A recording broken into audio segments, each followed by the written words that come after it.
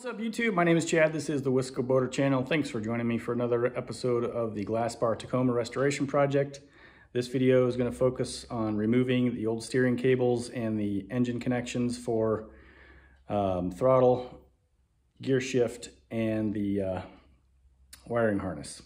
So we're going to start with the steering cables, and I always hate saying this, but it's fairly simple.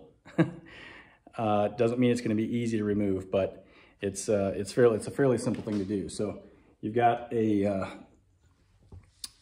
cable crimp here that has two screws, one on either side.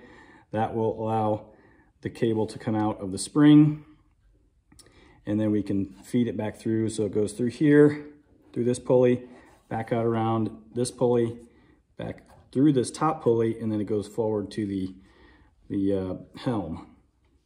So these are 1/8 steel cables that have 3/16 finished diameter with the coating on them. As you can see, these are in really bad shape. The coating is completely cracked and allowed rust to start on the cable. So we're going to replace these. All right, so we'll remove the screws. I did spray these with WD-40 yesterday just to make sure they came out fairly easily. And really should be able to reuse these. Okay. Let's go ahead and throw the screw back in so I don't lose these. These are metal. Kind of feel like lead. They're pretty heavy.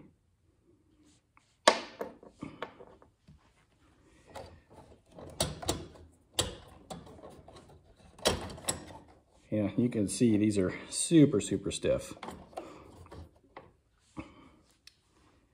So let our spring hang there.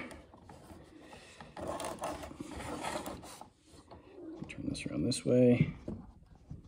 See what I'm doing here.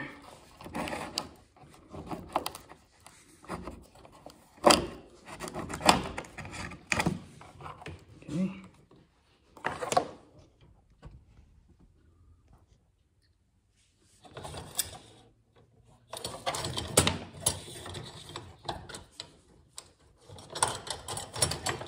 Rusty old cabling. Sheesh. All right, so then we take and go up under here, and the cable, if I can get a hold of it here. Probably easier to do it from inside the boat, but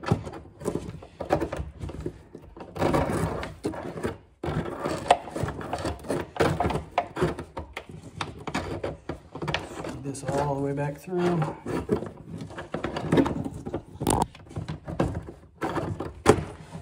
Okay, now our pulleys are free, and they spin nicely, so not worried about replacing those. I am going to remove the pulley hardware, just 4 screws that go into a block of wood inside. So I'll take that off, and the next thing we need to do is come all the way up front here.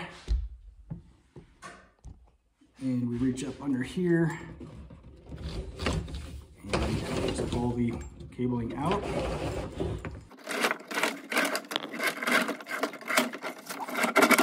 There's the end of our cable. And then up under here, the cable is wrapped around that drum on the helm. So I'll go ahead and get the other side freed. It comes off the exact same way, and then we'll go up under there and get it unwrapped from the steering helm drum. Okay. Come on up under here.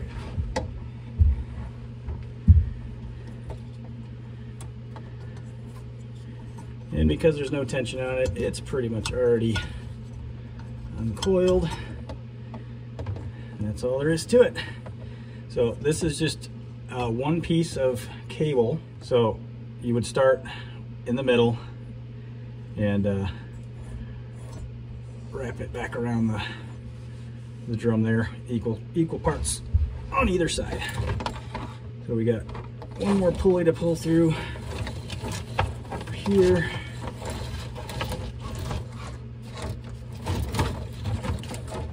I don't just whack myself in the face with cable as it comes through.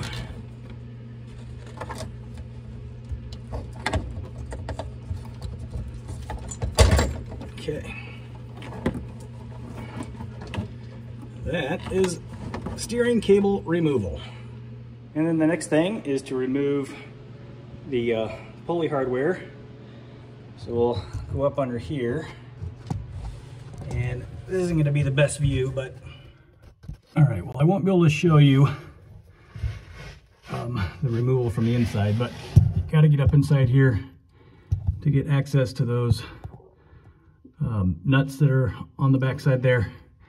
So I will come out here and we'll just set the camera down over here somewhere. Okay, you get a wrench on the back side there.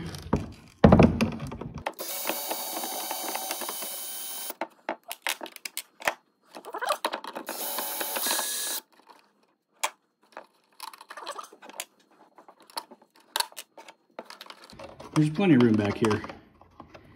Not all boats are going to be this easy.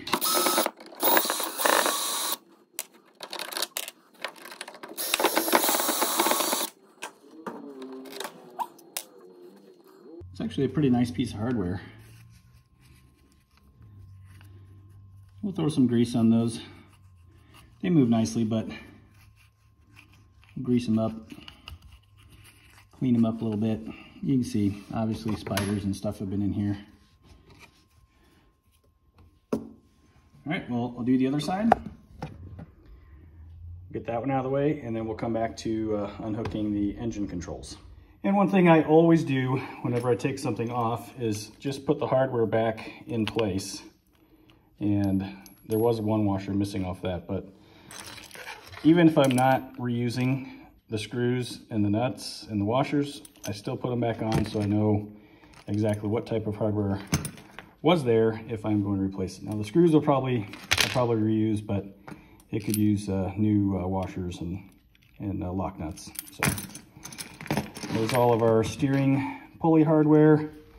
You can see I did pull the Glasspar name off of the boat. This was already broken, so glue that back on with some super glue, and then I'm going to refinish these, paint them either silver or gold or whatever color they were. Even if I'm not going to paint them gold. I don't like gold. I probably paint them silver or maybe blue. And removing the shifter cable, pretty easy. It's just got a little quarter turn or half turn spring loaded mechanism there, and then you just kind of twist it out of this bracket. That's as easy as can be. And then on the other side, for removal of the throttle cable, you just pop this clip off, lift the cable up, and then the same thing out of the way, twist this out of that bracket.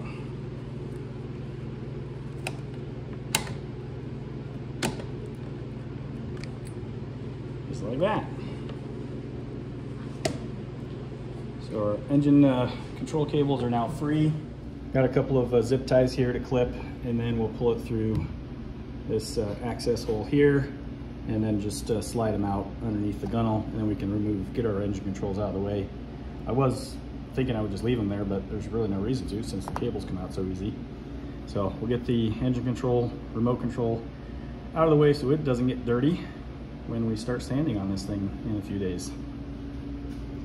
The last thing I'll do is come back and we'll take the engine harness off, and I'll show you how to do that on the other side. On to the main engine wiring harness, which is this cable here. First thing we're going to do, and I'm not going to show this, I'll just show you what I'm going to do. Got to remove the negative cable ground here, and then the positive. It's this nut right here on the starter solenoid.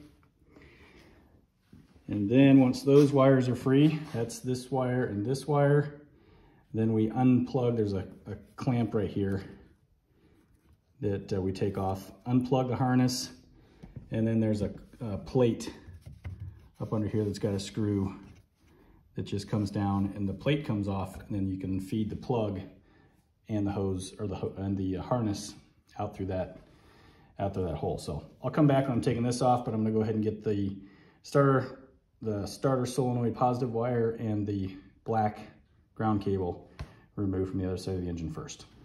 Okay, the negative is removed and the positive is removed. I did put the hardware back on just loosely. I did put it up on the screen earlier, but I do want to make sure to mention that if you're doing this with a battery in the boat, make sure you disconnect the battery first. You don't want to be messing around with big positive negative wires with the battery still connected. It is only 12 volts, but it'd still shock you. Or you could short it against the engine block or something else while you're working around it. So we got our 2 wires disconnected here. Now I'm going to pull this clip off, and we'll unplug the harness here and then get that plate out of the way.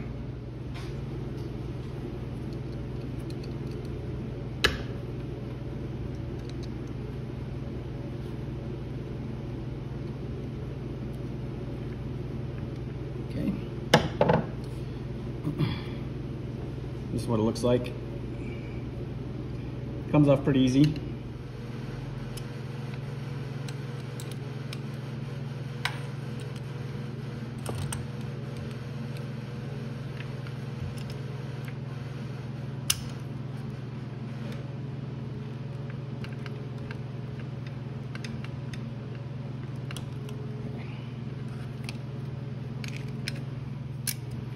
Okay, our plug is free, and actually it's pretty clean. It was just in there tight.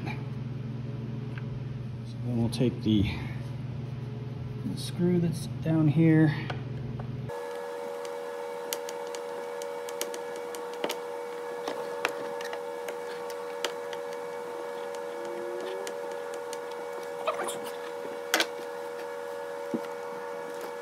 Right, it's either moving very slowly or I hope it's not stripped. Let's try the other one. That one's coming out.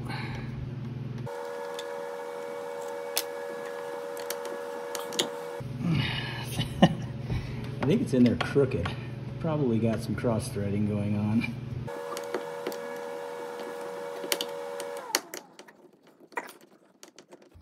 Yeah, it's bent.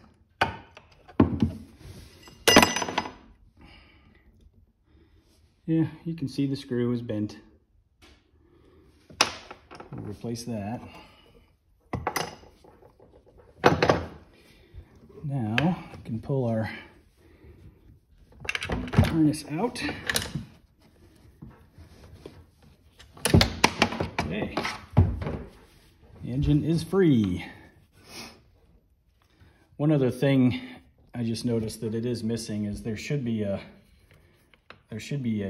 keeper that goes on top of those 2 posts to keep the positive and negative cables in place. So probably have to search for that part, but I mean, otherwise there's a little bit of oiliness down in there, but the plug is clean. Starter solenoid's nice and clean. So I'm happy with the way everything's looking so far.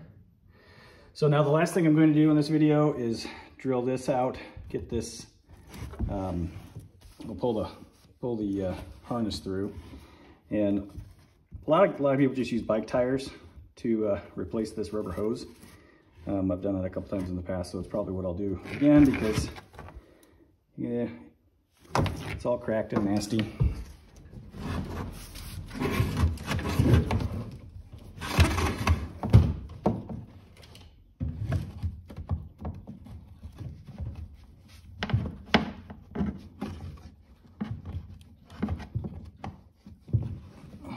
Ow.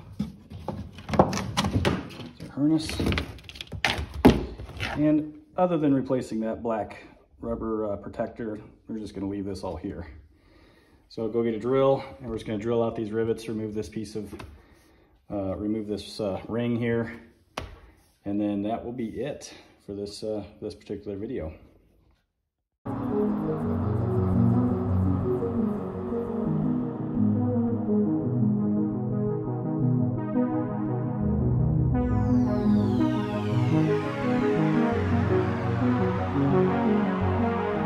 that is officially the end of removing, oh, I take that back.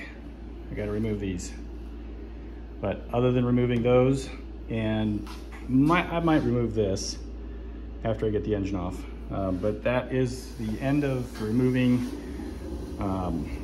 pass-throughs and hardware and everything on the boat that I want to remove. Again, this is going to be masked over, and these are going to be masked over. Just the access to these is nearly impossible without taking apart that entire wood structure up underneath there.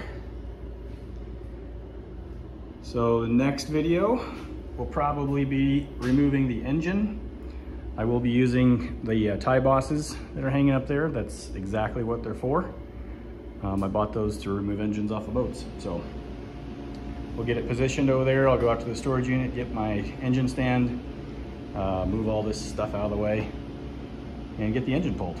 And thanks for watching this episode of the West Coast Boater channel. Hope you enjoyed it. Hit that subscribe button, hit the like button, send me some comments. And as always, if you want to be notified when I post new videos like this one, hit that notification bell. We'll see you next time on the West Coast Boater channel. Happy boating, everybody.